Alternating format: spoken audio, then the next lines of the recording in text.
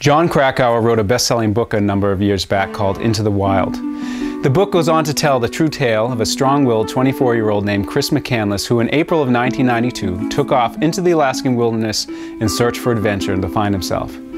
Now, ditching the trappings of a society that he despised, McCandless took only a few possessions, including a small .22 caliber rifle, and decided to live off the land far away from civilization. He kept a journal describing his physical and spiritual progress as he went head-to-head with nature and all her majesty. Now, McCandless actually was able to survive for over 2 months by shooting and eating small game such as squirrels and porcupines and game birds, in addition to whatever wild edible plants that he could find.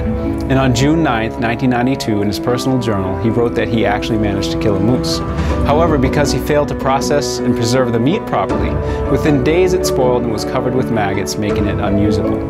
Now, not able to sustain himself on the small amount of game he found in that area, and possible complications due to ingesting a toxic plant, McCandless eventually succumbed to starvation.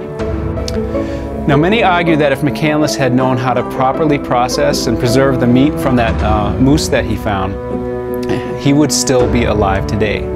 Now, whether that McCandless would have survived if he had the moose is true or not, the fact remains that understanding how to process large game is key if hunting is part of your survival plan. In this video, I want to open your eyes to how, with a little direction, how easy this actually is. Hi, my name is Eric, and I've been helping thousands of people get confidently prepared for the coming hard times, and I want to help you. In the previous video, you learned that the secret to finding game to hunt is by knowing the indicators that each animal leaves behind. And yes, this is actually more than just footprints. For example, you saw what kind of indicators are best to find waterfowl, and how you, now armed with that knowledge, can capitalize on this, giving you an unfair advantage over these otherwise very wary creatures, also providing your family with a potentially much-needed meal. Now, when society takes a turn for the worse, I think a lot of people will be like Chris McCandless. They may get lucky getting game, but really not knowing how to process it or preserve it, it's really not going to do them or their families much good. You know, in fact, I was there too. When I was younger, I was traveling home. It was around 2 a.m. on New Year's Day, and I found this dead deer on the side of the road that just got hit by a car. So instead of letting it go to waste, I figured, you know, hey, I'm going to take this thing home. The next day, you know, my girlfriend and we did our best to gut and skin the thing, and did all right with that based on some experiences that I had with smaller animals. But really, when it came time to cut it up for meat and to butcher it, I really had no clue what I was doing. So I actually took a knife and, well, hacked would probably be the best way to describe it. Hacked chunks of meat off the deer wherever I found some. I really had no idea what to take, what was used for what purpose, and what parts not to eat. In the process, I ended up leaving the 2 best cuts of meat still on the deer. And if you're a deer hunter, you'll probably appreciate this and probably think it's sacrilege at the same time. It was the inside tenderloins and the back straps. You know, if my family's survival was at stake at that moment, a lot of that deer would have gone to the coyotes, and my family would be short a number of potentially life-saving meals. So really, trying to wing it when that time comes probably isn't going to work out. Well, luckily for me, I did eventually learn how to do this the right way, thanks to a gentleman I met and befriended by the name of Danny. In the last video, if you haven't seen it yet, I introduced you to Danny. He's a 50-something-year-old, I call professional hunter, who for the last 30+ years has been getting most of his family's meat supply. You know, some years actually almost exclusively from the wild game he hunts, all while living in a rural suburban area. And well, for basically 8 months, Danny took me under his wing and showed me how to hunt everything from squirrel to deer to pretty much anything in between. I learned the secrets of how to find the various animals, again using these indicators that I was talking about, how best to hunt them, how to field dress and butcher them, and prepare them for the table, as well as how to preserve them. He also taught me that when rule of law no longer exists, how I could change my tactics so that bringing home game would be almost as easy as grocery shopping.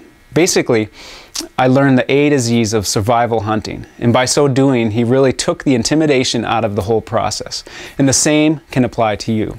For example, as you'll see in the following clip, with a little help and guidance, learning how to process big game animals is really very simple. So here's Danny showing you how to process the back straps. Again, as a reminder, these were one of the prime pieces I left on my deer. quarter the deer now and pull the back straps out now. And again, the reason I hang them from the head is with this deer hanging now, I can start wherever I want on this deer. So I'm most concerned with the higher quality pieces of meat. The highest quality pieces of meat here start at the back straps here. The next thing is the hindquarters. If I'm hanging my deer by the hindquarters, I can't take the hindquarters in because then the whole deer's on the ground if I cut the hindquarters off the rest of the carcass. So this way, I have my choice. I can start anywhere I want on this deer, and I'm especially concerned with bringing in the highest quality pieces of meat first and the biggest quantity of meat before the smaller, lesser pieces. So I want the back straps and I want the hindquarters first. The front quarters are good to have, but they're nowhere near the prime eating that the other two major sections of this deer are. The reason why I'm concerned about this coming in, or how this comes in, is because if you've got to leave it somewhere, say you have something happen, you don't have the choice of what you can finish, you're going to take the higher quality pieces first. And again, if it's going to rain, you can get the high quality pieces of meat, or if you're working in places with a lot of bugs or whatever, it's quality that counts, and you want to get those in and taken care of and onto the table first, and then the lower quality, lesser quantity parts of the deer, if you don't get them, you hate to lose them, but it's not as big a deal as if I'd much rather lose my front quarters than my hind quarters anytime. All right, now we're going to start on the back straps. The back straps are attached to the backbone, and what I'm going to do first is just split this fat layer that's right over the backbone. Just use the point of the knife and run it slightly down, even at an angle so you're not going deep, and bring that all the way down to your hams. And then any little pieces of meat, the light pieces of meat that are here, the back straps are going to travel right behind the shoulders, so you want to take that all the way up to there. And then you can use your hands pretty much to peel that layer of fat off. All that thin coating of meat. Now we're exposing the back straps. And again, don't pull towards you with a knife in your hand. Okay, now underneath that shallow layer of meat, this is the back strap right here attached to the backbone. And it starts up against that, where this fat ends. It starts right through here. When you reach in there with your fingers, you can feel each rib, and all you need to do is to use your fingers to peel that meat off from between each of those ribs. Once you've broken this membrane on the top of the back strap, then you can use your fingers and you just roll that piece of meat and run your fingers in between each rib.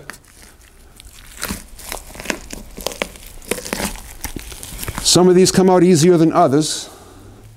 If you can't peel it with your fingers, you can certainly use the knife to do it, but most of the time this is the best way, and it seems that I get the highest quantity of meat this way. Make sure you run your knife a little higher up. Now that back strap is now loose. It's hardly connected anymore. You can see that that's all pulled away, and I'll just use the weight of that back strap again. I'm just cutting against that backbone right now at the very base of that back strap. The reason it's not peeling right now is just the membrane on the strap. It's not that the strap won't peel like the rest of it did down here. It's just this membrane is keeping it from pulling down. So just cut that membrane off right at the hip. Right where the hams start is where that back strap will end. And almost no cutting with the knife. That's almost all done by hand. And you can see it's nice and clean. Everything is peeled out of there. One back strap. Here's the hollow I just peeled that back strap from. All the way up to over the front quarters is where it started. And it peeled all the way down to the top of the hind quarter. And you can see that big cavity there up against the backbone.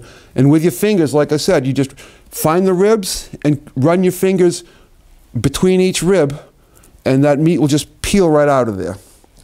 And now I'm going to do the same thing on the other side.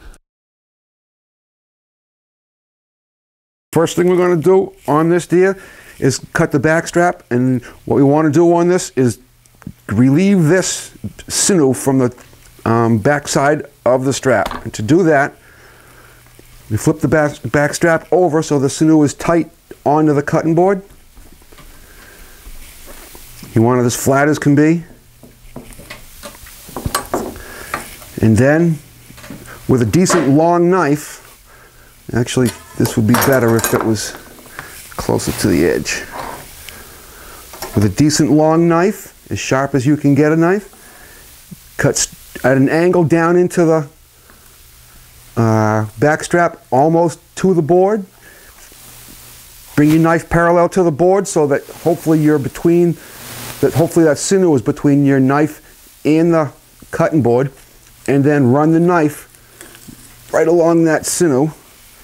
And if things are right, we got a very clean piece of meat here now. This little piece we missed because it was kind of rounded. We can shave that right off.